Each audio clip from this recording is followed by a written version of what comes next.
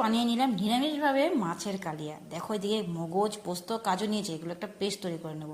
আলুটাকে সিদ্ধ করে নিয়েছিলাম, তার মধ্যে কুচানো আদা, গোলমরিচের গুঁড়ো, হলুদের গুঁড়ো, কাশ্মীরি লঙ্কার গুঁড়ো, ধনের গুঁড়ো, স্বাদ মতো লবণ আর বেসন দিয়ে ভালো করে মেখে নিয়ে এবার মাছের আকারের মতন সবগুলোকে তৈরি করে নিয়ে কড়াইতে তেল দিয়ে লাল করে মাছগুলোকে ভেজে নিয়ে নামিয়ে দিলাম। সেই তেলে গোটা জিরে, দারচিনি, লং, এলাচ, তেজপাতা ফোড়ন দিয়ে কুচি করা টমেটো দিয়ে ঝালের সাথে করে কাঁচা লঙ্কা, আদা কুচি দিয়ে ভালো করে একটু নাড়াচাড়া করে সামান্য চিনি, স্বাদ মতন লবণ দিয়ে কিছু সময় ভেজে নিয়ে তার মধ্যে হলুদের গুঁড়ো, জিরের গুঁড়ো, ধনের গুঁড়ো, কাশ্মীরি লঙ্কার গুঁড়ো দিয়ে সামান্য জল দিয়ে ভালো করে কষিয়ে নিয়েছি। তারপর যে পেস্টটা তৈরি করে করব বলেছিলাম সেই পেস্টটা আমি দিয়ে কিছু সময় ভালো মতন কষিয়ে নিয়ে জল দিয়ে দিলাম। জলটা যখন ফুটে উঠেছে তার মধ্যে ভেজে রাখা মাছগুলো দিয়ে আরও কিছু সময় রান্না করে নামানোর আগে ধনেপাতা কুচি দিয়ে নামিয়ে নিলাম।